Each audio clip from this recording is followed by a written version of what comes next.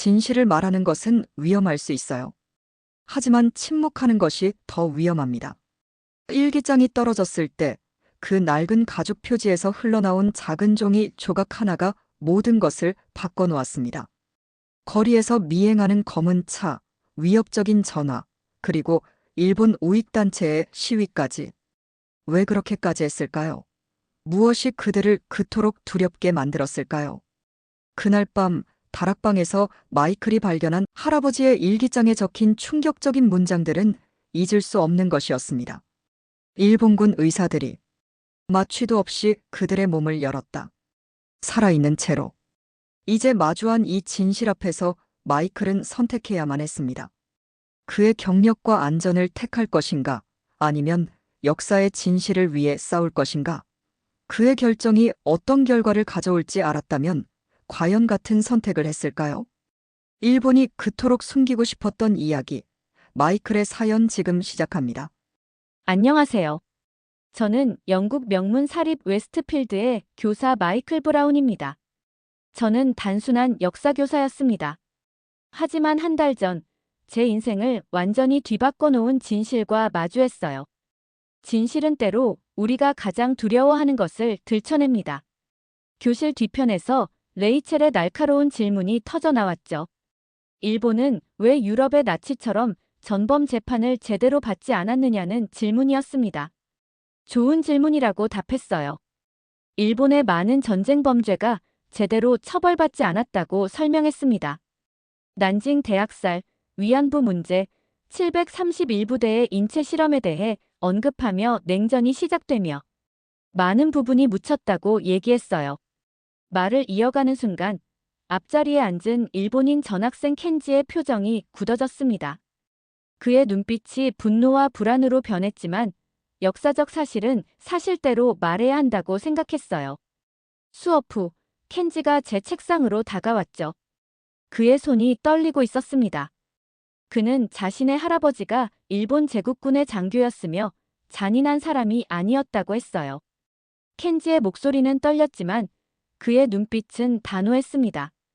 저는 역사는 때로 우리에게 불편한 진실을 마주하게 한다고 설명했어요. 다음 날 교장실로 호출됐을 때 가슴이 쿵쾅거렸습니다. 그는 제가 교과서에서 벗어난 내용을 가르쳤다는 항의가 있었다고 말했습니다. 켄지의 아버지가 벌떡 일어났어요. 그는 아이들에게 편향된 역사관을 심어주는 건 교육이 아니라고 주장했습니다. 순간 분노와 수치심이 치밀었어요. 교장은 제게 눈짓으로 조용히 하라고 신호를 보냈습니다. 교장은 앞으로는 교과서에 충실하게 수업하고 민감한 문제는 불필요한 마찰을 일으키지 말라고 했어요. 그는 역사는 관점의 문제이며 학교에서 오래 일하고 싶다면 조심해야 한다는 뉘앙스의 말을 했어요. 이건 단순한 충고가 아닌 분명한 위협이었죠. 선택해야 했습니다. 진실을 말하고 싸울 것인가, 아니면 침묵하고 안전을 택할 것인가. 침묵은 편했지만 그건 제가 가르치는 모든 가치를 배반하는 일이었어요. 그날 밤, 저는 더 많은 자료를 찾기 위해 영국 박물관을 방문하기로 결심했습니다. 이 결정이 제 인생을 어떻게 바꿔놓을지 몰랐지만 이제 돌이킬 수 없었습니다. 학생들에게 거짓을 가르칠 수는 없다고 생각했어요. 영국 박물관으로 향하는 발걸음은 무거웠지만 역사 교사로서의 소명감이 저를 이끌었습니다. 박물관에 들어서자 웅장한 건물의 엄숙함이 압도했어요. 동아시아관으로 향하던 중 평화의 시대 일본 제국의 문화유산이란 문구가 보였고 마음이 불편해졌어요. 전시회가 언제 열리는지 물었더니 한 여성이 고개를 돌렸습니다. 동양적인 이목구비의 또렷한 눈빛을 가진 그녀는 영국식 억양으로 다음 주 수요일부터라고 대답했어요. 일본 문화에 관심이 있는지 물었고 그녀의 표정이 경계하는 듯 했습니다. 저는 제 정체를 밝혔어요. 역사 교사이며 최근 수업에서 2차 세계대전 당시 일본의 역할을 다루다가 복잡한 상황에 처했다고 설명했죠. 그녀의 눈이 갑자기 빛났습니다. 그녀는 자신을 지수라고 소개하며 이 전시회 큐레이팅을 맡고 있다고 했어요. 커피를 제안했고 박물관 카페로 자리를 옮겼어요. 지수는 자신이 한국계 영국인이라고 밝혔습니다. 일본의 역사적 왜곡에 문제 제기했지만 상부에서는 문화적 갈등을 피하라며 무시했다고 했어요. 제가 겪은 일을 이야기하자 그녀는 크게 고개를 끄덕였습니다. 지수는 일본이 교과서에서 이런 내용을 계속 삭제하고 있으며 위안부라는 단어조차 지우려 한다고 말했습니다. 대화 중에 지수가 갑자기 얼어붙었어요. 카페 입구에 히로시가 서 있었죠. 히로시는 제가 주말에도 열심히 연구한다며 말을 걸었습니다. 그는 전시회가 정말 기대된다며 역사적 진실보다는 문화적 아름다움에 초점을 맞추는 게 좋지 않겠냐고 말했어요. 분명한 경고였습니다. 그녀는 목요일에 런던 한인회 모임이 있으니 오면 더 많은 이야기를 들려주겠다는 말을 남기고 떠났습니다. 동아시아 역사 섹션에서 저는 잊혀진 전쟁 범죄 아시아에서의 일본 제국이라는 책을 발견했어요. 갑자기 경비원이 다가와 이 섹션이 정리 중이니 다음 주에 방문해 달라고 했습니다. 책을 놓으려는 순간 책갈피에서 작은 종이가 미끄러져 나왔어요. 웨스트필드 학교, 일본 재단으로부터 상당한 기부금 수령 마이너스 1985년이라고 적혀 있었죠. 심장이 격렬하게 뛰었습니다. 이게 다 연결되어 있는지 의심스러웠어요. 학교, 일본 재단, 역사 왜곡. 진실을 향한 첫걸음을 내딛었습니다. 돌이킬 수 없는 길이었지만 이제 멈출 수 없었어요. 월요일 아침 학교로 향하는 발걸음이 무거웠습니다. 주말에 본 자료들이 머릿속을 맴돌았어요. 교무실에 들어서자 동료들의 시선이 따가웠죠. 켄지 부모님의 항해 사건이 소문났나 봅니다. 수업 시간 나폴레옹 시대를 가르치며 말을 골랐어요. 하지만 레이첼의 질문이 교실을 얼어붙게 했습니다. 그녀는 일본 전범 재판에 대해 더 알아봤다며 왜 교과서에 이런 내용이 거의 없는지 물었어요. 켄지는 고개를 숙였고 저는 깊은 숨을 들이마셨죠. 역사 교과서는 모든 사실을 담을 수 없다고 대답했습니다. 어물쩍 넘겼지만 마음은 무거웠습니다. 점심시간 학교 도서관으로 향했어요. 학교 기록 보관소라는 낡은 서고가 눈에 들어왔습니다. 호기심에 서고 안으로 들어가 살폈어요.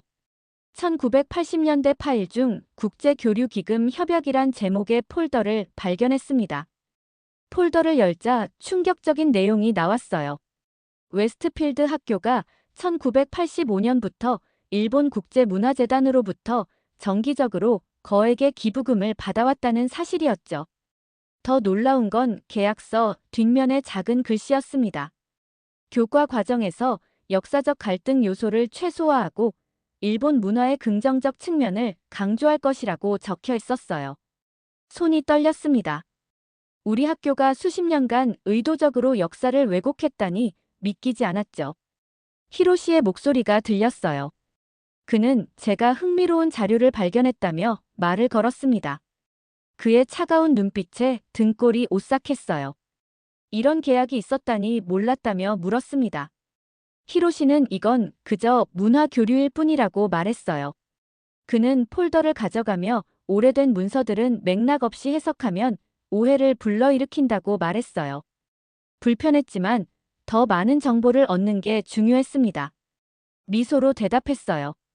그냥 학교 역사에 관심이 생겨서 살펴본 것뿐이라고 말했죠. 히로시가 떠난 후 복사기로 향했습니다. 다행히 몇 장의 중요한 문서를 복사해둔 상태였어요. 수업 후 지수에게 전화했습니다. 발견한 문서에 대해 이야기하자 그녀는 놀라워하며 바로 만나자고 했어요. 학교 근처 카페에서 지수를 만났을 때 그녀의 표정은 심각했습니다. 지수는 이것이 중요한 증거라고 말했어요.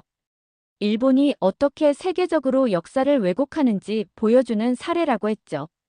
그녀는 제 이름을 부르며 이 문서들을 한인 커뮤니티 모임에 가져와 달라고 부탁했어요. 집으로 향하는 길, 누군가 저를 지켜보는 느낌이 들었어요. 집 앞에서 길 건너편의 검은 차가 눈에 들어왔습니다. 창문이 짙게 틴팅되어 있어 안이 보이지 않았지만 누군가 타고 있었어요. 집으로 들어와 발견한 문서를 다시 살펴봤습니다. 문서 뒷면에 희미하게 적힌 글씨가 눈에 들어왔어요. 731 프로젝트 연구자료 마이너스 교육적 활용 방안이라고 적혀 있었습니다. 731. 일본의 끔찍한 생체 실험 부대 번호였어요. 창밖을 다시 보니 검은 차는 사라졌지만 불안감은 여전했습니다. 목요일 모임에서 어떤 진실을 알게 될지 기대와 두려움이 교차했어요. 침묵할 것인가, 목소리를 높일 것인가, 결정의 시간이었죠. 목요일 저녁, 비가 내리는 가운데 지수가 알려준 주소로 향했습니다.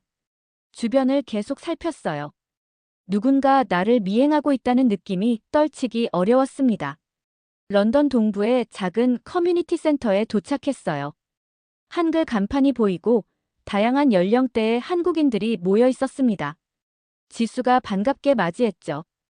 그녀는 이곳이 매달 여는 문화교류 모임이라고 설명했어요. 그녀는 백발이 성성한 노인분들이 있는 테이블로 저를 안내했어요. 인사를 드리는데 한 할아버지가 갑자기 눈을 크게 뜨셨습니다. 그분은 브라운 중위를 아는지 물으셨어요. 온몸에 전율이 흘렀습니다. 윌리엄 브라운 중위는 제 할아버지였어요. 김정호 할아버지는 1951년 18살 때 제 할아버지께서 그분의 가족을 구해주셨다고 했습니다. 더 놀라운 것은 제 할아버지가 일본군 포로 수용소에서 돌아온 영국군이었다는 사실이었습니다. 그래서 한국인들의 고통을 더 잘 이해하셨다고 해요.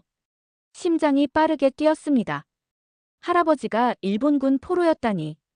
김할아버지는 제 할아버지가 일본군이 저지른 만행도 알고 계셨다고 했습니다. 위안부 피해자들을 직접 만나셨고 731부대 이야기도 들으셨다고 했어요.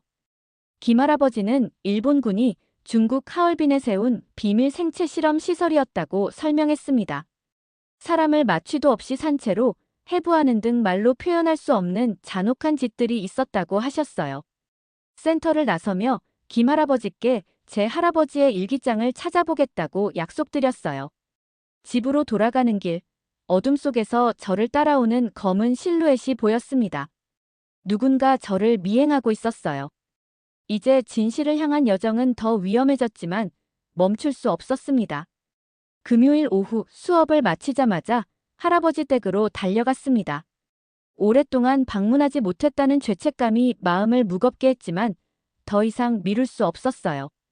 할머니가 문을 열어주셨고 제가 갑자기 찾아온 이유를 의아해하셨어요. 망설이다 솔직하게 말씀드렸습니다. 할아버지의 전쟁 기록에 대해 알고 싶다고 일기장이나 편지 같은 것이 있는지 물었어요.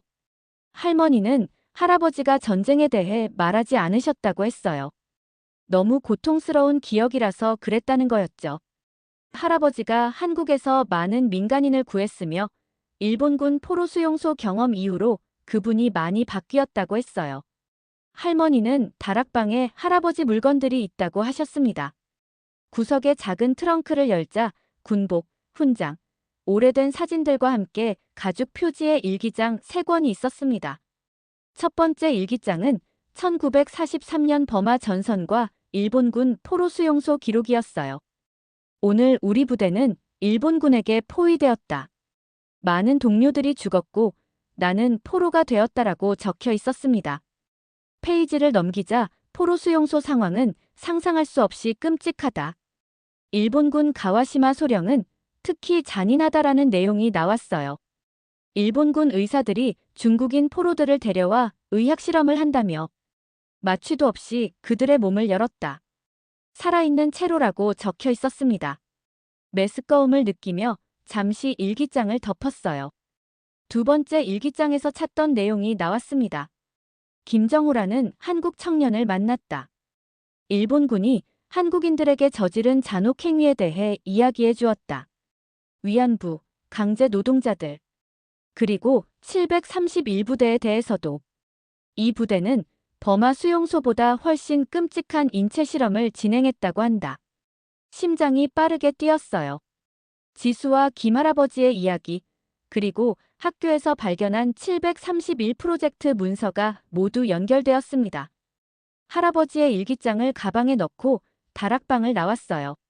할머니는 할아버지가 그 기억들이 너무 끔찍해서 묻어두고 싶었다고 설명하셨습니다. 괴로운 건 전쟁 후에도 범죄자들이 처벌받지 않았다는 사실이었다고 했죠. 대화 중에 갑자기 초인종이 울렸습니다. 놀랍게도 히로시가 저를 찾아왔어요. 어떻게 이곳을 알았을까 의아했습니다.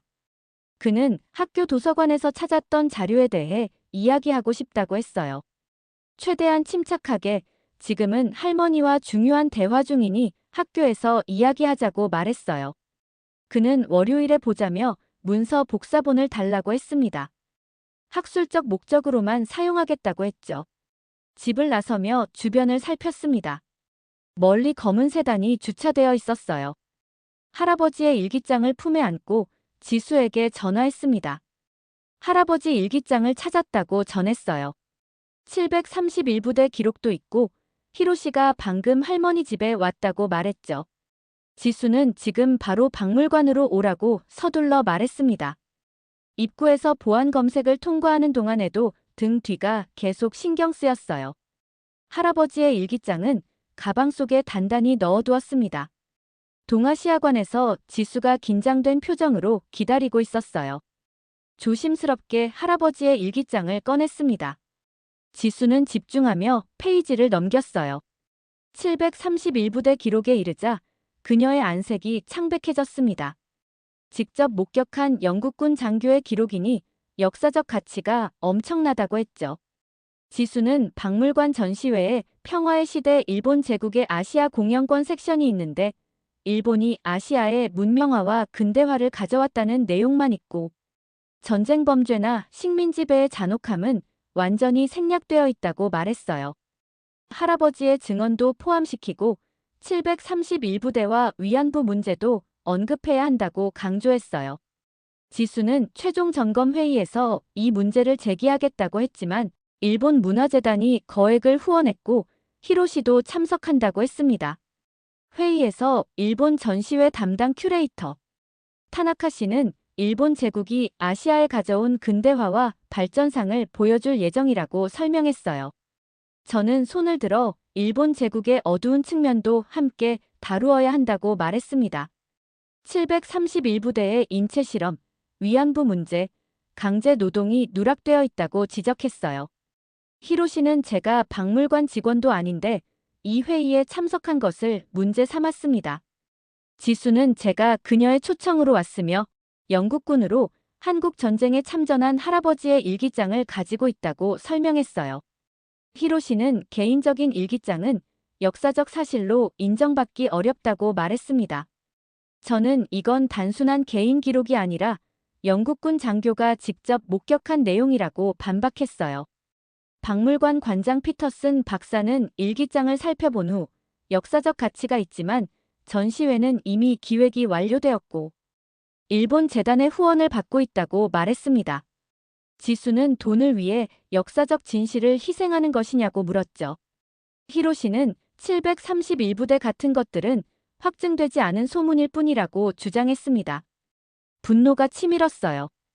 731부대는 역사적 사실이라고 반박했습니다. 일본군이 중국 하얼빈에 설치한 생체 실험 시설이었고 수천 명이 끔찍한 실험의 대상이 되었다고 설명했어요. 히로시는 학교에서 제가 어떤 위치에 있는지 생각해보라며 위협했습니다. 하지만 물러설 수 없었습니다. 그날 저녁 히로시의 전화를 받고 밤새 잠들지 못했습니다. 함정일까, 진심일까? 결국 만남에 응하기로 했지만 지수에게 미리 알리고 공개된 장소에서 만나기로 했어요. 아침 일찍 박물관 근처 카페에서 히로시를 기다렸습니다. 그가 도착했을 때 평소와 달리 초조해 보였고 계속해서 주변을 살피는 모습이었어요. 눈 밑에 다크서클이 선명했습니다. 제가 와주셔서 감사하다고 말했죠. 솔직히 올 거라고 생각 못했다고 했습니다. 그의 목소리는 어제의 위협적인 톤이 아닌 어딘가 지친 듯 했어요. 테이블 아래에서 낡은 서류 가방을 꺼내 건넸습니다. 이걸 보여주고 싶었다고 했어요. 가방 안에는 오래된 사진들과 손으로 쓴 일본어 편지, 그리고 몇 장의 공식 문서가 있었습니다. 이게 무엇인지 물었더니 그는 깊은 한숨을 내쉬었어요. 그의 눈에는 처음 보는 슬픔이 담겨 있었습니다. 히로시는 이것이 그의 할아버지 가와시마 히로키의 유품이라고 말했어요. 그리고 놀랍게도 그의 할아버지는 731부대의 의사였다는 거였습니다. 충격에 말문이 막혔어요. 할아버지 일기장에 언급된 가와시마 소령이 히로시의 할아버지였다니.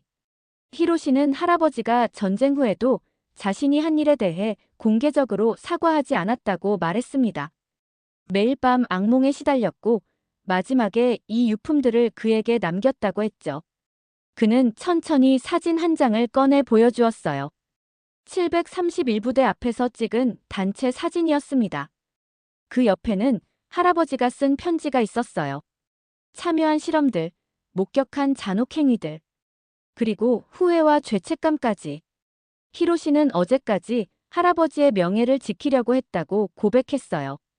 하지만 어젯밤, 제 할아버지 일기장 내용을 들은 후, 그리고 지수 씨의 할아버지 이야기를 들은 후, 더 이상 진실을 외면할 수 없었다고 했습니다. 여전히 의심이 완전히 가시지 않았어요. 또 다른 술수일까요? 하지만 히로시의 눈빛에서 진정한 후회와 고통이 느껴졌습니다.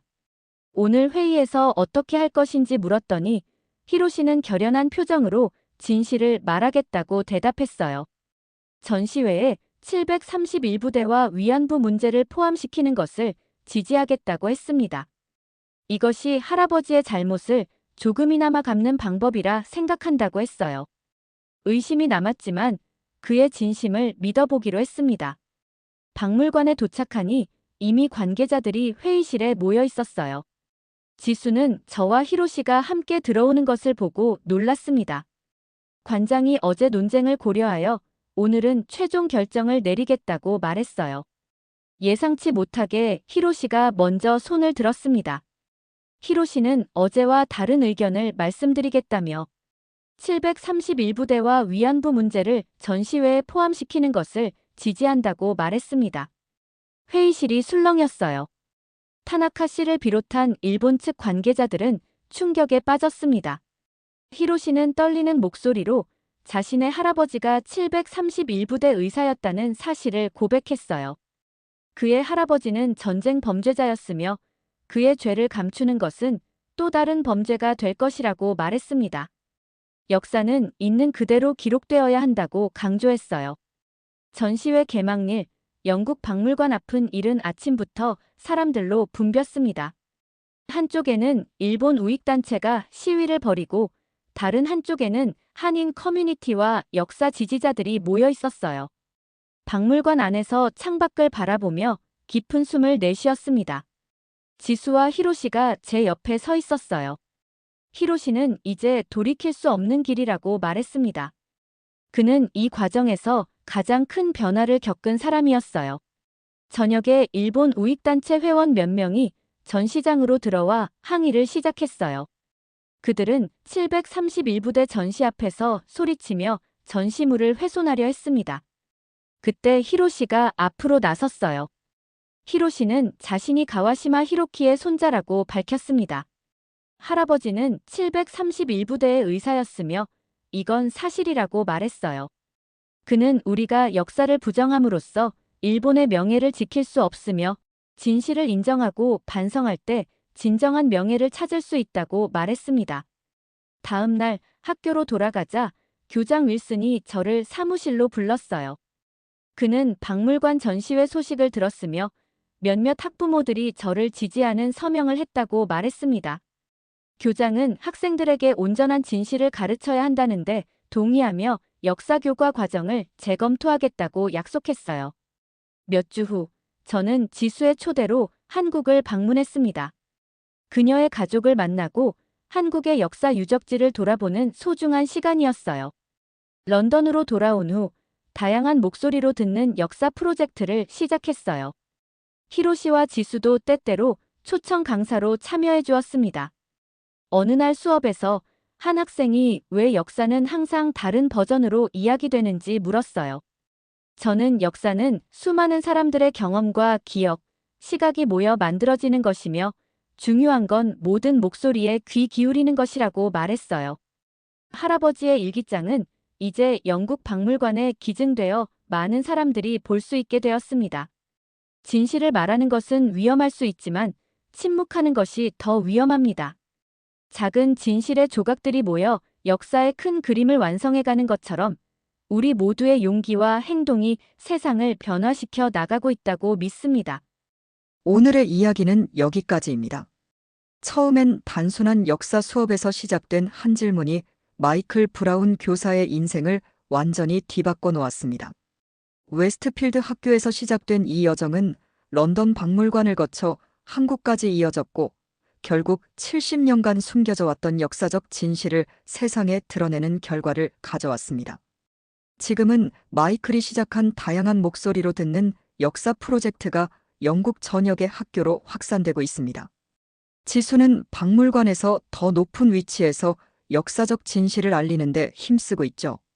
앞으로도 더 많은 숨겨진 역사의 목소리들, 더 놀라운 발견과 함께 진실을 찾아가는 여정은 계속될 것입니다. 마이클 브라운이 항상 학생들에게 말하듯 진실을 말하는 것은 위험할 수 있지만 침묵하는 것이 더 위험합니다. 지금까지 감동 대한민국이었습니다. 오늘도 끝까지 시청해 주셔서 진심으로 감사드립니다. 구독과 좋아요는 더 많은 역사적 진실을 전하는 데 큰 힘이 됩니다.